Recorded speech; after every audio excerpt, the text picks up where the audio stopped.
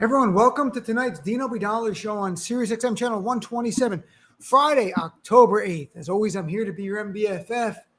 So yesterday was a big day for Fox News. Yesterday was the 25th anniversary of since Fox News is kicked off on October 7th, 1996. And on Fox News, they celebrated all day this remarkable milestone. But I'm going to guess they left out a lot of the toxic garbage they have been spewing.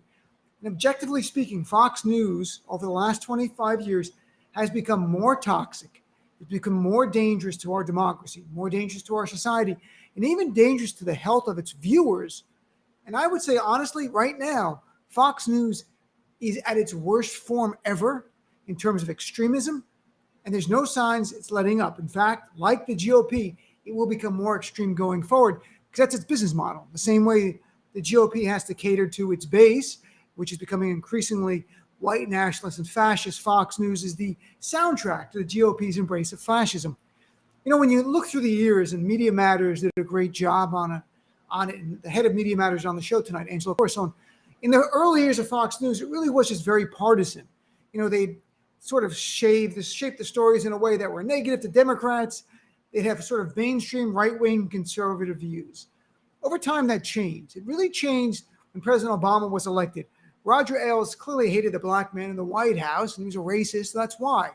And so you have this move by Fox News to go from being the loyal opposition to just being an outright white nationalist platform, demonizing Barack Obama, demonizing immigrants.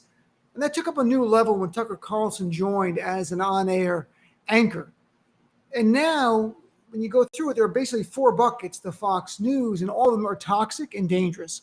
You've got the first thing is the white nationalism, that Tucker Carlson, the Great Replacement theory, which is the same theory that the El Paso gunman and the gunman in New Zealand was motivated by when they went on their shooting spree, the idea that white people will be replaced by foreigners, people of color. It's a very dangerous philosophy, not based in reality.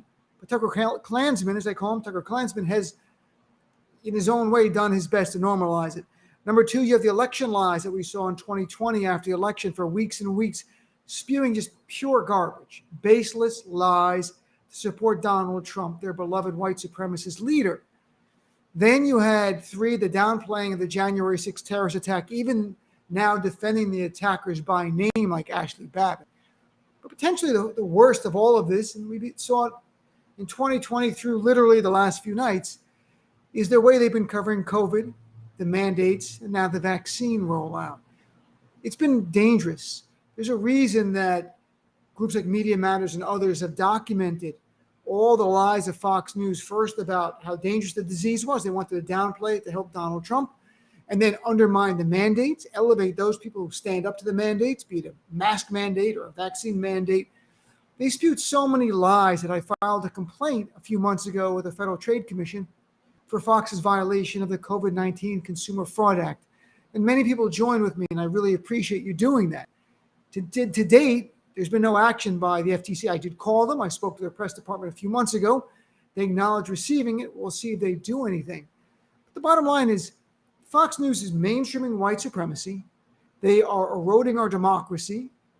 They are defending the January 6th terrorists, and they are making people who are watching their network more sick and potentially killing them. There's got to be a line drawn to where this is no longer about freedom of expression, but a deadly threat to our democracy. And I think that's where we are with Fox News. People talk about, well, we need a new fairness doctrine, which would, if it was to apply to Fox News, would require them to have on liberal voices to counter their conservative voices. I don't see that happening. It's possible.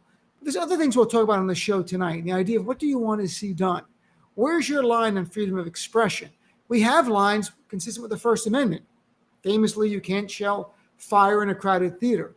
There are restrictions for time, place, and manner. There are restrictions that deal with inciting violence. So does any of this apply to Fox News?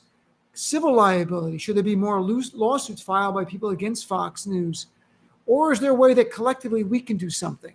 And I have an idea. I'm going to share it on my show, and I'll share it even beyond my show probably next week. So if you want to hear about it, join us. If you don't subscribe to SiriusXM, just go to the website. There are free trials. Check it out. Join it. Call in. Be a part of our family. We have a lot of work to do. It's up to us to form a coalition to save our democracy. And I think holding Fox News accountable is one of the ways to do that very thing. So thanks for tuning into the preview, the Dino Vidala Show. Again, my show's live 6 to 9 p.m. on Sirius XM channel 127, known as the Progress Channel. Thanks for tuning in.